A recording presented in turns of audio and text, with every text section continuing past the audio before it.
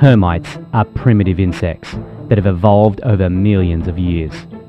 They are related to the ever-present cockroach and are most directly related to wood-eating cockroaches. The most damaging termite to our homes is the subterranean termite. Subterranean termites live primarily in the ground, leaving the ground only in search of food. Termites are one of only a few types of animals that can digest the main chemical component of wood, cellulose. The termite's ability to digest wood is its most valuable contribution to the cycle of nature. Without termites, the world might very well be covered with a layer of dead or decaying wood. Most termites consume only grasses or decayed wood. Only a few species of termites consume sound, undecayed wood, the kind of wood we use to build our homes with. The fact these species of termites will search for food above ground as well as below is why they are such a problem for homeowners.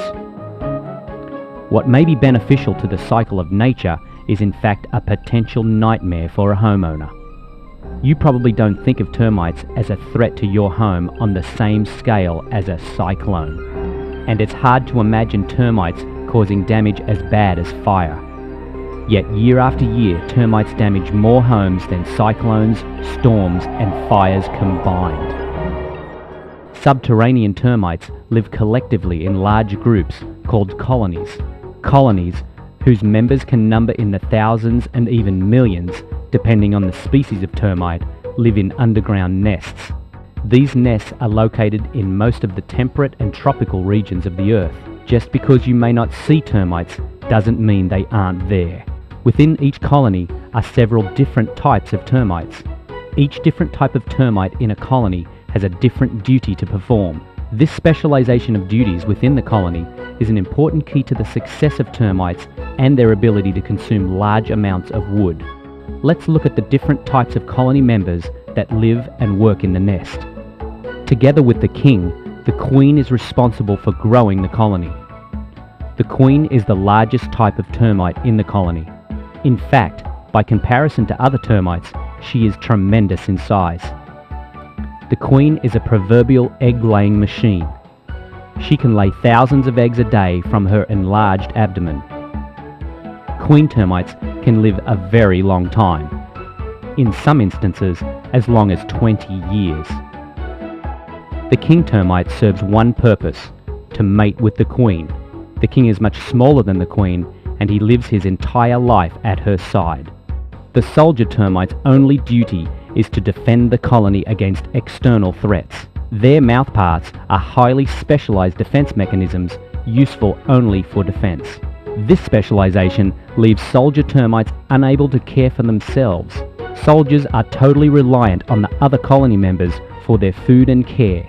Worker termites are the foundation of the colony and are the most numerous type of termite in the colony. They perform all functions of the colony other than reproduction and defense. They are responsible for the care and feeding of other colony members. They are highly efficient at locating food, an important fact to remember.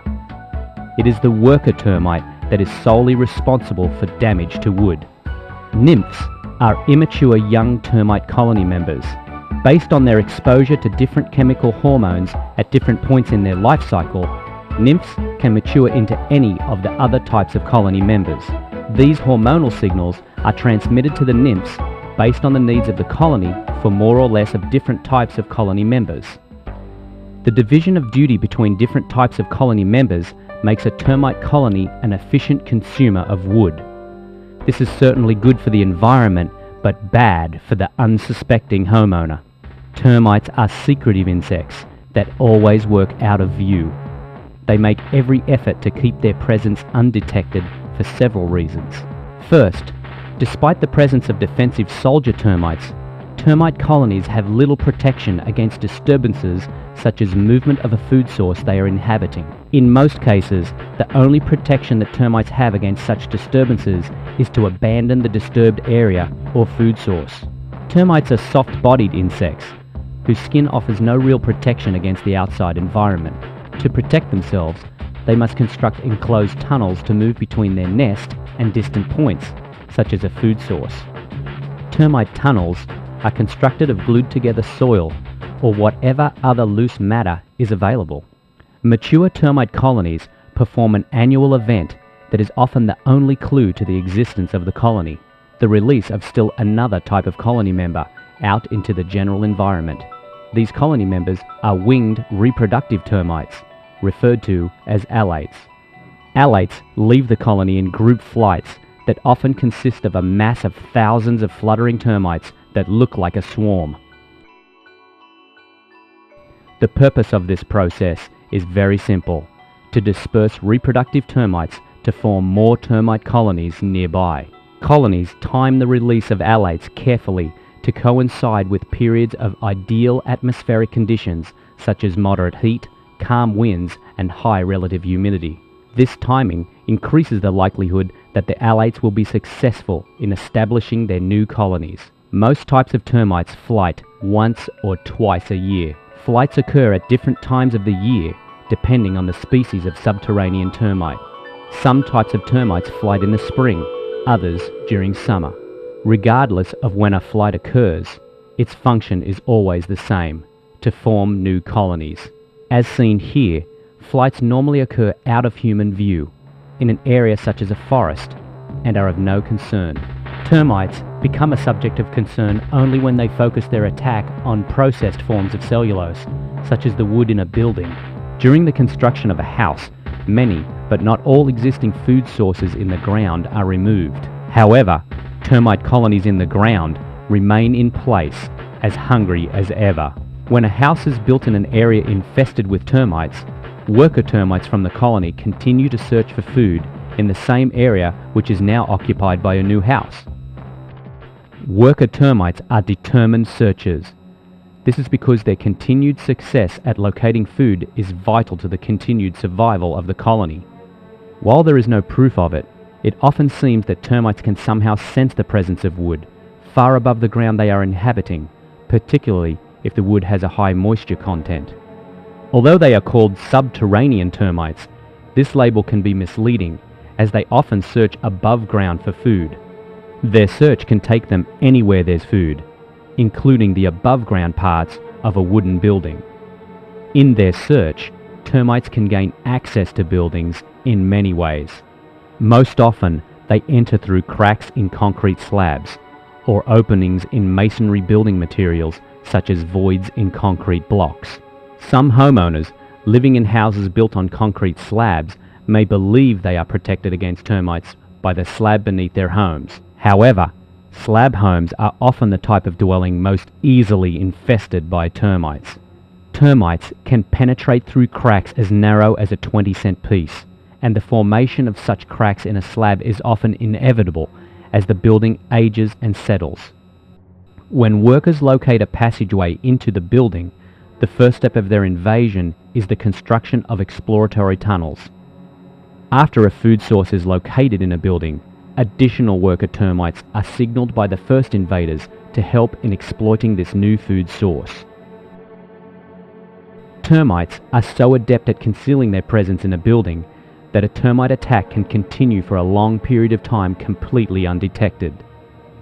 Termite attacks can be made even more severe by the presence of conditions that maximize termite feeding, such as the presence of excess moisture in the wood, perhaps the result of a plumbing or roof leak or landscaping problem. Even though they may only be a few centimeters away, most homeowners never see worker termites destroying their home. The longer worker termites are able to damage a home undetected, the more damage they can do. Some termite attacks against homes can go undetected for many years, resulting in thousands or even tens of thousands of dollars of damage. Then, and all too often, homeowners are confronted with what can seem to be an almost cataclysmic event: the emergence of alates inside their home. Sometimes, large flights inside homes can be very dramatic, as they take flight and literally fill the room. Although their sudden appearance can be alarming, alates do not damage wood. Only worker termites damage wood. Finding alates inside or around a building is not necessarily proof that the building is being damaged by termites, but it should tell you that a professional termite inspection of the property is in order. It is said that there are two types of homes, those that have been attacked by termites and those that will be. The fact that alates may have never appeared in your home is no reason to rest easy against the possibility of a termite attack. A professional termite inspection of the premises is a good start to the process of protecting a building against termite attack. An inspection will provide valuable information about the possibility of an ongoing termite attack.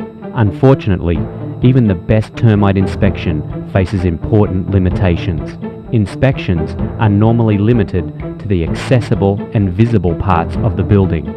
These, however, are the very parts of the building least likely to be affected by termites. Because of the termite's secretive nature, it is not normally possible to examine all points of potential termite attacks against a home, such as areas behind walls or within masonry components. Inspections are valuable for what they can find, but an inspection that does not find termites must not be relied upon as proof that termites are not attacking the building. The best protection of your building against termite attack is a professionally applied and maintained termite protection service.